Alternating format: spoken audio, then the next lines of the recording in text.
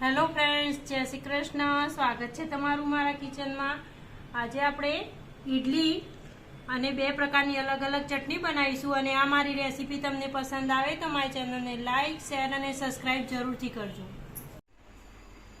ઈડલી સંભારનું ખીરું પલાળવા માટે આપણે પહેલાં 3 વાટકી ચોખા લઈશું। અહીંયા મેં ઝીણા ચોખા લીધા છે, એ ચોખા લઈશું। બાસમતી ચોખા આમાં નથી વાપરવાના। અહીંયા મેં 3 વાટકા ચોખા લીધા છે। તમે વાટકો વાટકી કોઈ પણ એક માપ લઈ શકો છો। એ જ માપ પ્રમાણે મેં અહીંયા 1 વાટકો મેં અડદની દાળ લીધી છે।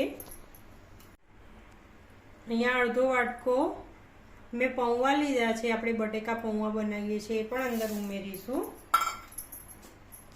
2 ચમચી મેથીના દાણા છે ઉમેરી દઈશું અને આ બધું પહેલાં મિક્સ કરી દઈશું। હવે આપણે આને પહેલાં સારી રીતે ધોઈ દઈશું, જેથી આનો કચરો છે બધો એ નીકળી જાય। આ રીતે આપણે ચોખા અને દાળને હાથથી સરસ રીતે મસળીને ધોઈ નાખીશું। જો આ જે ગંદુ પાણી છે એને કાઢી દઈશું આપણે।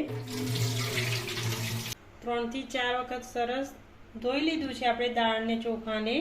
હવે આને આપણે ઢાંકીને 5 થી 6 કલાક રાખીશું અને પછી એનું ખીરું તૈયાર કરીશું। 5 થી 6 કલાક થઈ ગયા છે। હવે આપણે આ દાળ ચોખામાં ઉપરથી પાણી કાઢી દઈશું અને હવે આને પીસીને આપણે ખીરું બનાવી દઈશું। હવે આપણે આ મિક્સી જારમાં સારી રીતે ક્રશ કરી દઈશું ઈડલીના ખીરાને। આ રીતે આપણે દાળ ચોખાને પીસી લઈશું અને ખીરું તૈયાર કરી દઈશું। ઈડલીનું ખીરું આપણે પીસીને તૈયાર છે।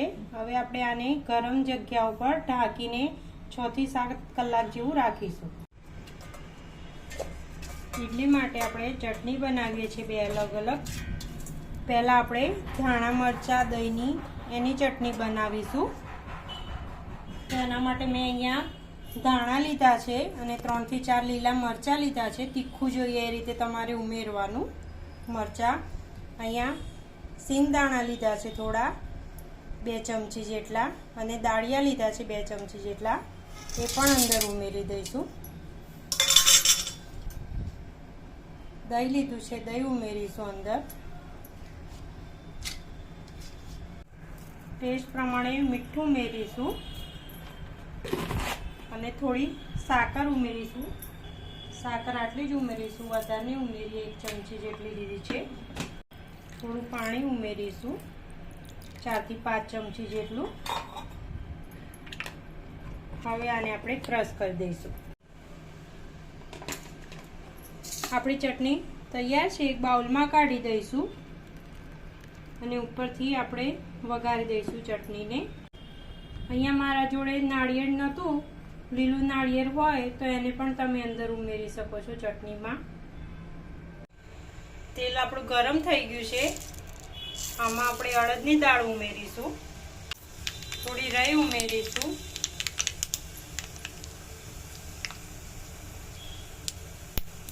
અહીંયા આખું એક લાલ મરચું લીધું છે એ અંદર ઉમેરીશું અને આ થોડા મીઠા લીમડાના પાન લીધા છે એ અંદર ઉમેરીશું અને હવે આપણે થોડી હિંગ અંદર ઉમેરી દઈશું।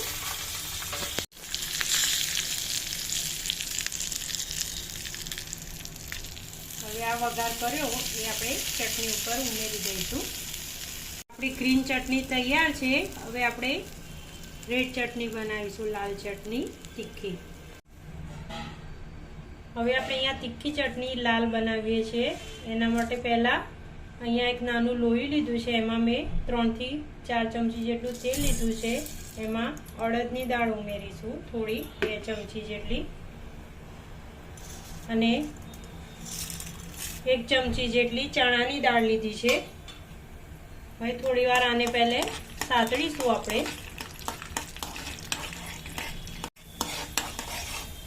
અને આપણે 2 થી 3 સેકન્ડ જેટલું સાતળીશું। દાળનો કલર આપણો થોડો ચેન્જ થાય ત્યાં સુધી। હવે આપણે આમાં 8 થી 10 કળી જેટલી લસણની આખી અંદર ઉમેરીશું।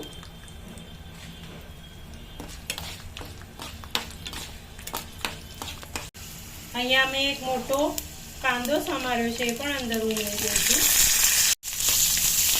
અને કાંદાને હવે આપણે થોડી વાર ચડવા દઈશું. થોડા મીઠા લીમડાના પાન ઉમેરીશું. અને અહીંયા મેં 6 થી 7 લાલ મરચાં લીધા છે, એ પણ અંદર ઉમેરી દઈશું.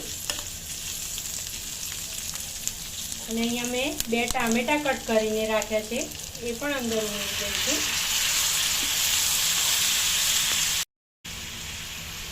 થોડું મીઠું નાખીશું આપણે, જેથી આપણા ટામેટા છે જલ્દી ચડી જાય.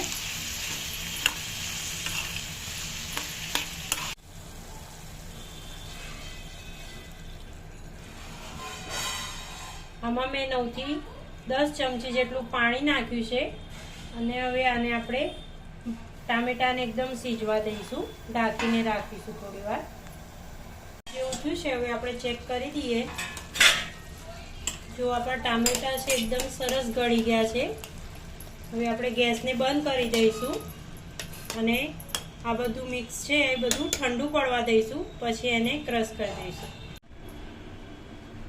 હવે આપણે આને ક્રશ કરી દઈશું, ઠંડુ પડી ગયું છે. લાલ ચટણી આપણી ક્રશ થઈને તૈયાર છે. હવે આપણે એને વઘારી દઈશું. તેલમાં આપણે રઈ ઉમેરીશું. રઈ તતડે પછી આપણે હિંગ ઉમેરીશું અંદર. હિંગ અંદર ઉમેરી દઈશું. અહીંયા મેં આખું લાલ મરચું લીધું છે. અને હવે ગેસને બંધ કરી દઈશું.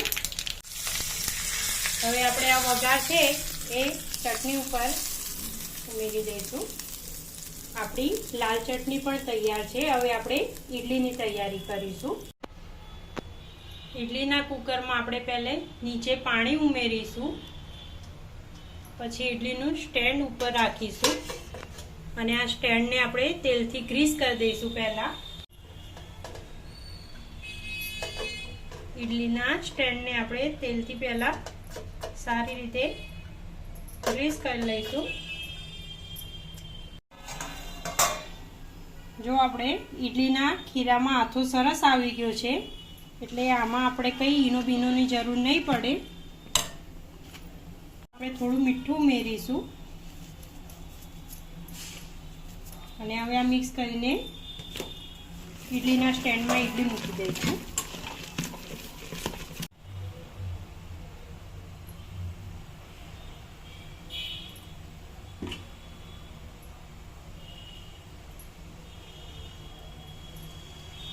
ફાસ્ટ મૂકવાનું બરાબર.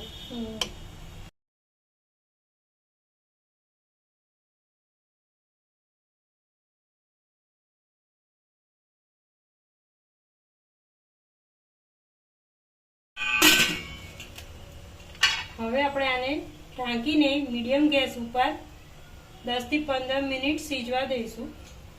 15 મિનિટ જેવું થઈ ગયું છે. હવે આપણે ઈડલીને ચેક કરી જઈશું. જો આપણી ઈડલી સરસ ચડી ગઈ છે, ફૂલીને સરસ એકદમ. હવે આને આપણે બહાર કાઢી દઈશું. આ રીતે આપણે બધી ઈડલી બહાર કાઢી દઈશું. આપણી ઈડલી અને આ 2 પ્રકારની ચટણી તૈયાર છે. આ રીતે તમે જરૂરથી એકવાર ટ્રાય કરજો. અને આ મારી રેસીપી તમને પસંદ આવે તો મારી ચેનલને લાઇક, શેર અને સબસ્ક્રાઈબ જરૂરથી કરજો. આ તમે સવારે બ્રેકફાસ્ટમાં પણ કરી શકો છો અને બાળકોને નાસ્તામાં પણ આપી શકો છો.